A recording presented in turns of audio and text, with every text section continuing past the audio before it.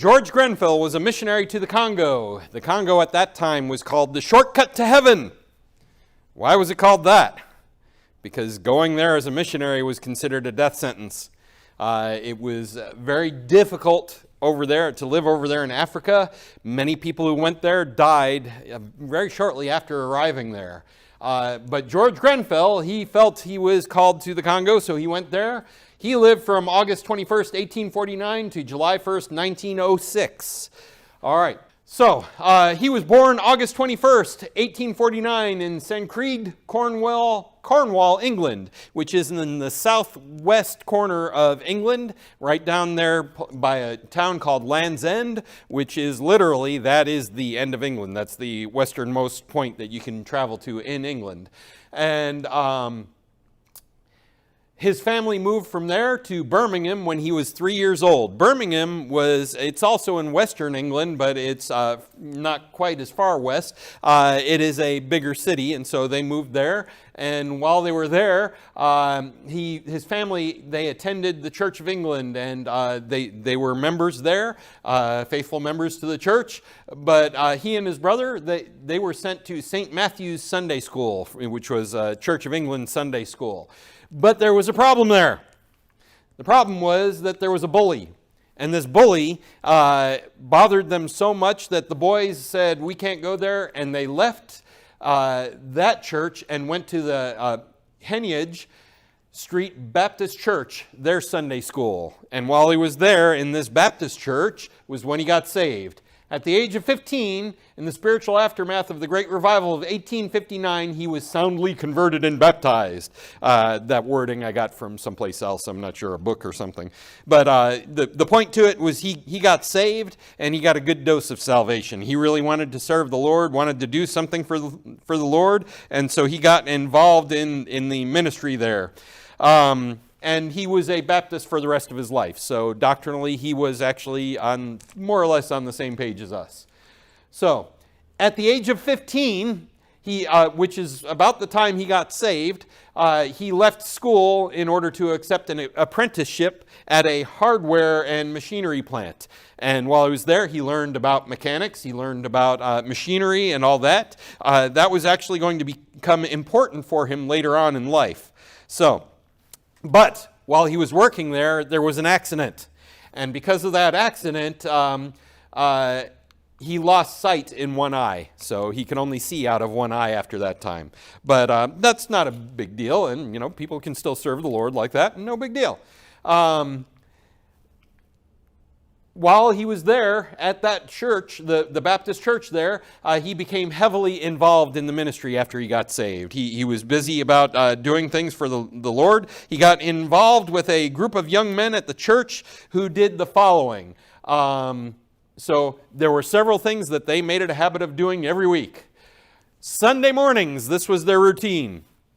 They met for prayer at 7 a.m., after which they attended 7 church services throughout the day. Every Sunday, 7 services. Between those services, they would go out and distribute tracts and go soul winning. So this was a big all-day thing for them. And then every Monday at 6:30 a.m., they went to the pastor's house where they studied Greek and the Bible.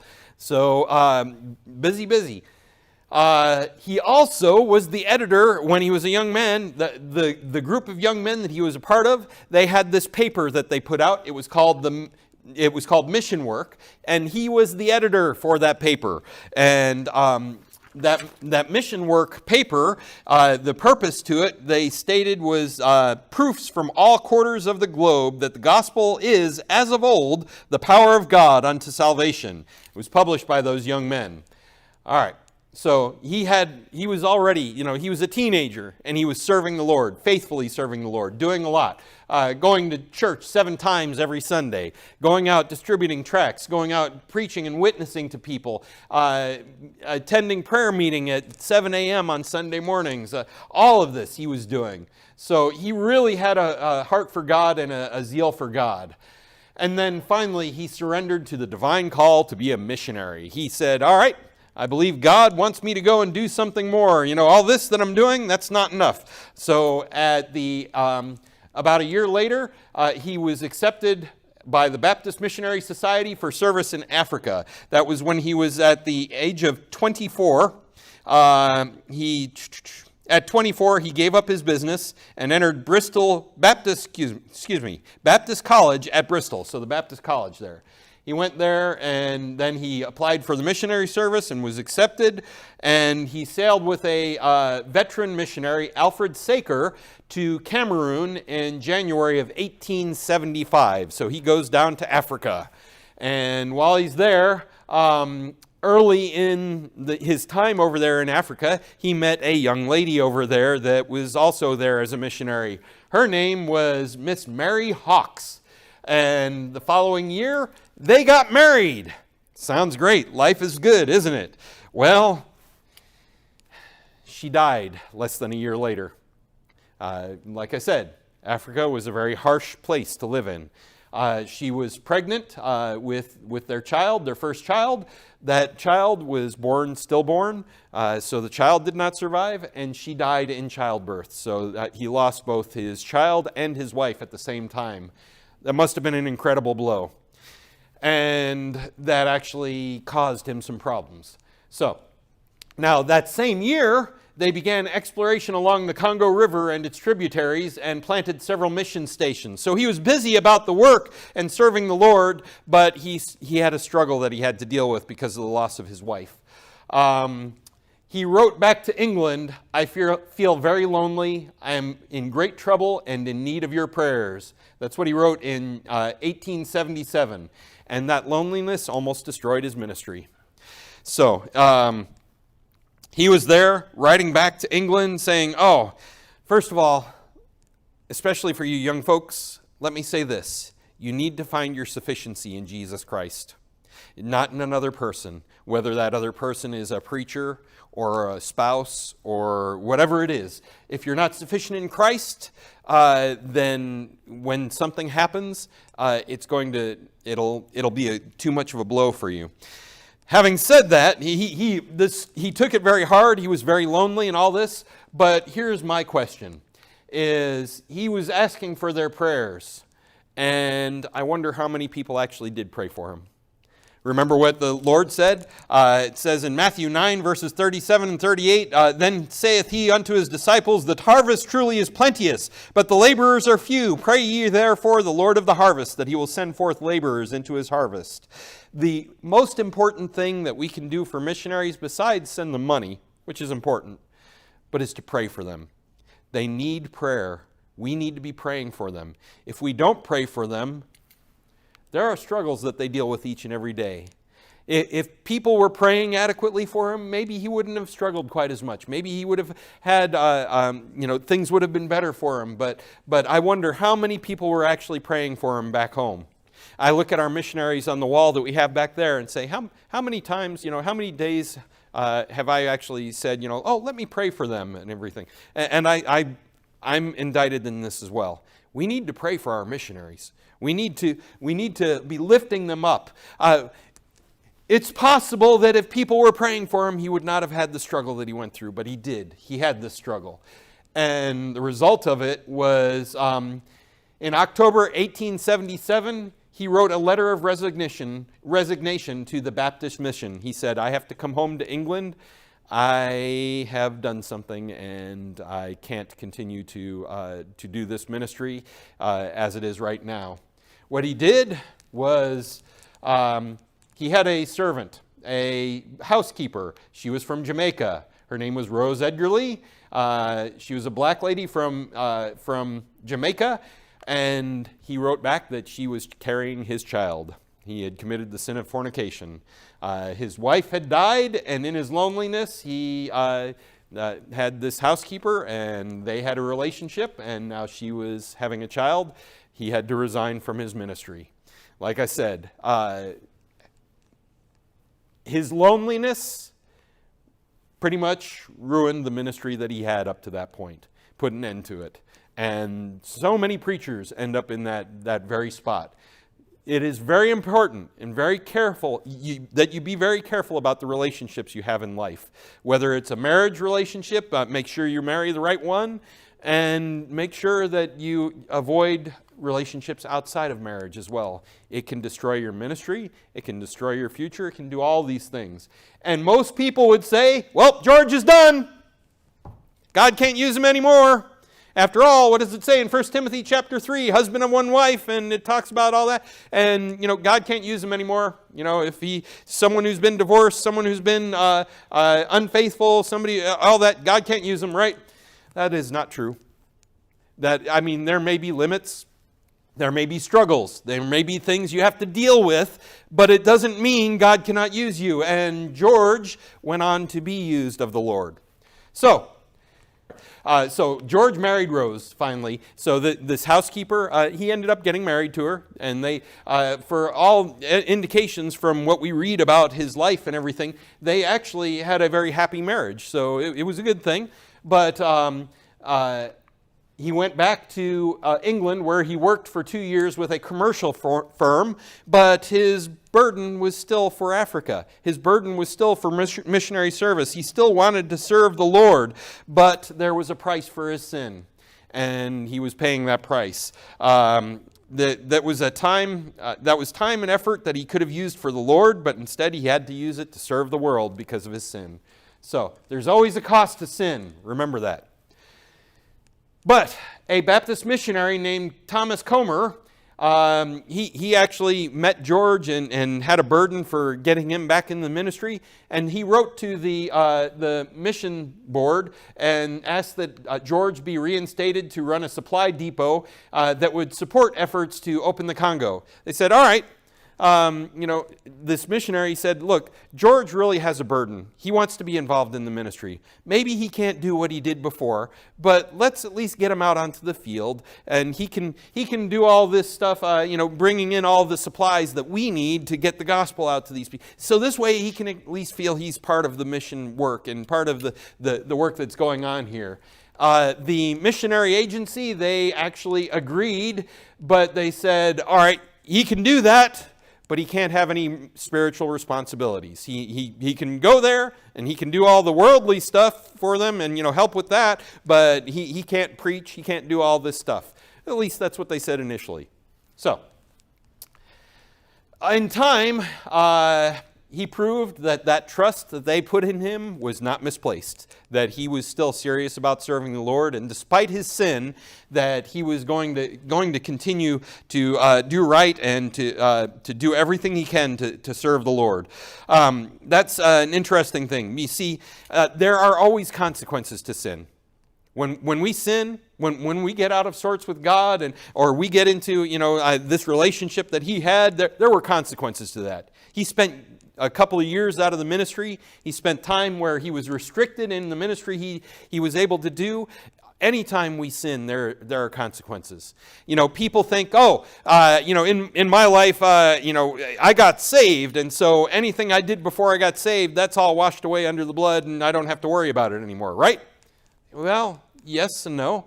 The consequences spiritually, yes, that may be true, but the fact is that sin, no matter before, after, they have consequences. If somebody, for instance, their sin was they were addicted to smoking and they smoked for 30 years and, 5 packs a day or however many it is, they're smoking and smoking and smoking, and then they get saved.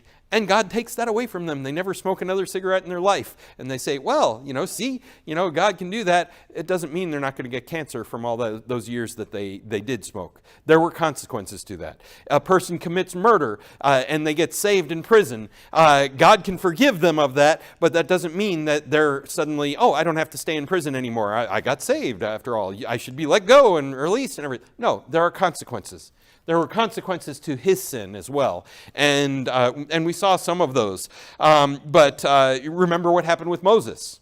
Moses, he was leading the children of Israel. He's the deliverer, the one that they were looking for, and they wanted, when they were in slavery and bondage in Israel, he led them out. by the mighty hand of God. And he led them through the wilderness wanderings, even though Israel had sinned. But Moses was still in good standing with God until when he was told to speak to the rock and let it bring forth water, and he struck the rock twice. And the rock representing Jesus Christ. And because he had not glorified God in that place, he basically, must we bring you forth water from the rock, is what he said. And didn't bring the glory to God. God said, because of that, you're not going into the promised land.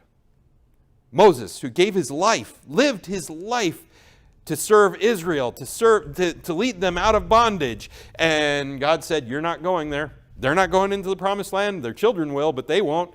And neither will you because of that. There were consequences to his sin. We would look at it and say, it wasn't that bad a sin, but why would God do that?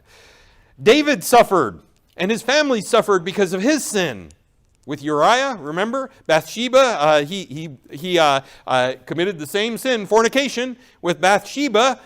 In fact, she was committing adultery against her husband, and then he had him murdered in order to cover up his sin, and then the child died because of that, because of the sin that he had. The child that was born to him, he died, and then at least his sin cost at least the lives of 4 of his sons, and his daughter was raped by her brother and then abandoned. That was the consequences of his sin. He was a man after God's own heart. He was a man that God continued to use after that time as well. But there were consequences to his sin. So, I just want to make it clear, first of all, that there are consequences to sin, and George Grenfell experienced some of those consequences. However, that does not mean, like I said, that God cannot use you. If you wholly turn back to God, as David did, as George would do, if you turn wholly back to God, God can still use a person in that situation. God can use a person who's been divorced. God can use a person who's fallen into sin and come back and has been to prison, and God changed them. And God can use anyone who gives their heart to him fully and completely.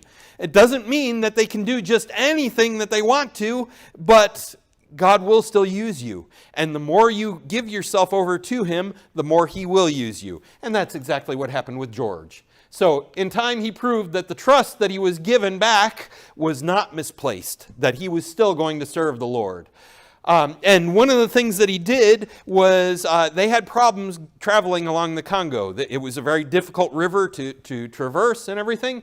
And so George used his contacts to acquire a steamboat and got it transported to Stanley Pool in the Congo. Stanley Pool was the British port that had been established there. He brought this steamboat down there, and it was actually, when he bought it and got it shipped there, it wasn't like they sailed it down there. No, it came in crates. They had to build it. So he had to build this steamboat. Well, actually, they sent engineers to put it all together. But those engineers that they sent died within the first couple of months. So there was nobody to put it together. But remember we said that George worked for a period of time?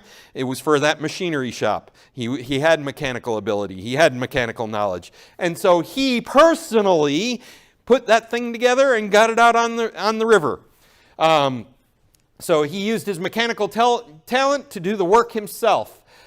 He named the boat Peace and said it was prayed together. I don't know if you've ever had a car that is an old clunker and everything. We used to call those prayer mobiles. That it didn't run on gas; it ran on prayer. You had to keep praying in order for it to keep running. Well, that's kind of what he said happened with putting this boat together. It was prayed together. It was more through prayer than his mechanical ability that he got it together. But he did, and it got out on the river. In fact, he ended up, before his ministry was over, he actually had 2 of these boats out on the river. But the Peace was the main one and the first one that he had. And he chugged up the Congo and the tributaries, going up and down the rivers, preaching the gospel and trying to reach people and establishing mission stations and doing this work for the Lord while he was there in Africa. So While he was there, he mapped out the region, suggested strategic points where mission posts could be established, and this was important for the future missionary work that would be done after his time as well. So he mapped everything out and said, this is where we need to have some missionaries, in this place, and where the population centers were, basically. But everywhere he traveled, he found that there was great brutality everywhere. The people over in Africa, they didn't like you, and they didn't like each other, and they tried to kill everybody. It was a very brutal society that he found there on the Congo River. And when an important African died, his wives and his slaves were buried with him, often buried alive with him. So kind of similar to what was going on that Carey found going on in India, where the wives were burned along with the husband that had passed away. Well, the same thing going on here. The wives and the servants were all buried with the husband. So they died, and everybody else dies with them. So it was a very cruel society. Cannibalism was common. You killed your enemy and then you ate him. That's how you got his spiritual power and all that. So that was going on there. Sexual sin and alcoholism was everywhere, rampant throughout this region of Africa. Witchcraft reigned. There was a lot of witchcraft that went on. Their religious worship, it was all kind of similar to voodoo worship and that sort of thing. In fact, that's where voodoo originally comes from. Voodoo is a Caribbean thing, but its roots are here in Africa. That's where they brought that over from. So witchcraft reigned there. Trials were by torture, and cruel punishments were common. So if you were being tried for an offense, they simply tortured you until they got a confession. That was your trial. So if you didn't confess and you died in the process, oh, well, I guess he was actually innocent. But of course, if he confessed, then he must have been guilty. So trials by torture and cruel punishments. The slave trade created misery everywhere. Remember when Dr. Hiltebittle was with us and told the story of the slave trade, and the value of a slave was a bottle of gin or a bottle of rum. That the slave trade was everywhere, and the tribes would fight each other, and whoever lost would be sold into slavery. They would take the loser and they would take him down the end of the river and sell him to the slave traders. So that was going on there. But having said that, not all was bad, because George was there. George was preaching the gospel. He was traveling up and down the river, telling people about Jesus Christ. And I wanted to read to you a little excerpt about one of the incidents to give you an idea of who George was and what he did and the effect his ministry had. So, speaking of George Grenfell, it says, "Coming in sight of a large village, the white captain shouted orders to his black crew. The boat slowed up and drew within 50 yards of the shore. The captain's keen eye observed that the people were friendly, so he climbed down into the ship's canoe and was paddled ashore by several of his men. Scores of natives crowded around to look at the strange man with the white face, who proceeded to tell them that he was a missionary and had come to bring the light and love of God. 'Do you mean to suggest that we are living in darkness?' asked the chief somewhat petulantly. Just then the missionary heard the sound of sobbing. Making his way through the crowd, he found 2 little girls bound with cords and tied to a tree. 'What does this mean?' he asked. With no evidence of shame, the chief told how he and his warriors, armed with spears and bows and arrows, had gone far up the river in their canoes on a raiding expedition against another tribe.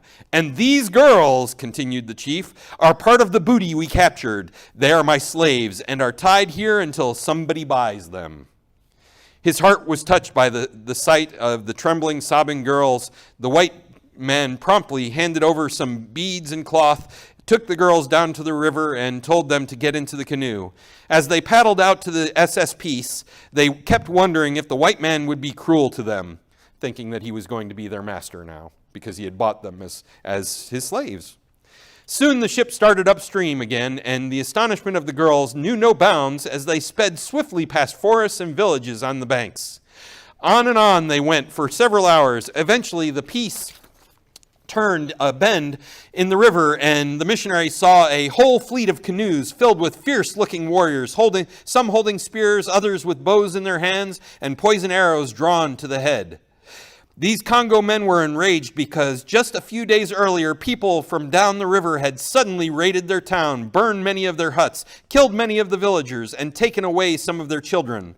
Since the peace had also come from downriver, those on board must likewise be enemies, they conjectured. At the signal from the chief, the fierce battle cry of the tribe was sounded, and a shower of spears and arrows struck the steamer. One of them almost pierced the missionary captain. Suddenly, one of the little slave girls began to shout and wave her hand. "What is it?" asked the missionary. "See," she answered excitedly, pointing to a warrior who was standing up in a canoe and preparing to hurl another spear. "That is my brother, and this is my town." "Call to him and attract his attention," said the captain. The little girl shouted as loudly as she could, but the African warriors were making a fearful din, and the only answer was a hail of spears and arrows. Hastily, the captain issued an order to the steamer's African engineer, and in a moment of wild, piercing shriek rent the air, then several others in quick succession. The warriors ceased their yelling and stood as if turned to stone. They had never before heard the whistle of a steamer. "Shout again, quickly," said the captain to the little Congo girl. Instantly, the shrill, childish voice ran out across the water, calling first her brother's name and then her own. The astonished warrior dropped his spear, seized his oar, and quickly paddled to the steamer. In response to the instructions from the captain, the girl told how the white man in the big canoe that smokes had found her and the other girl in the town of their enemies and had saved them from slavery, had brought them safely home, and now was going to set them free.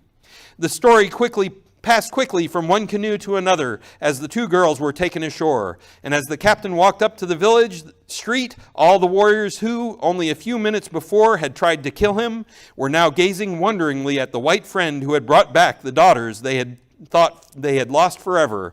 Now they were ready to listen to this story, his story of the great Father God who sent his Son to be the light of this dark and sinful world. That's a story of just one of the instances, one of the events that happened in his life and in his ministry. And he used these opportunities to reach people for Jesus Christ. This town, many of the individuals in this town trusted Christ as their Savior as a result of this. Thanks to this captain, George Grenfell, and because of these two little girls that he helped to save, all of that. That's how he reached these people for Jesus Christ, doing similar things to that.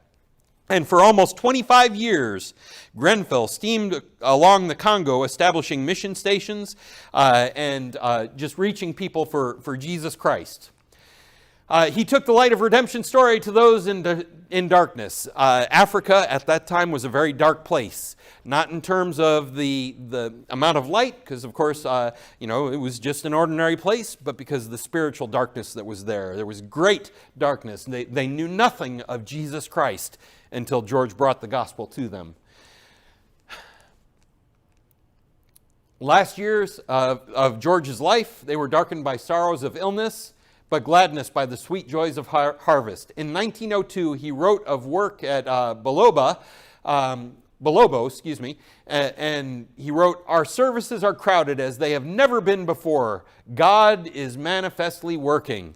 So, this man who many would say there is no way God could ever use him again, this was the result of his ministry.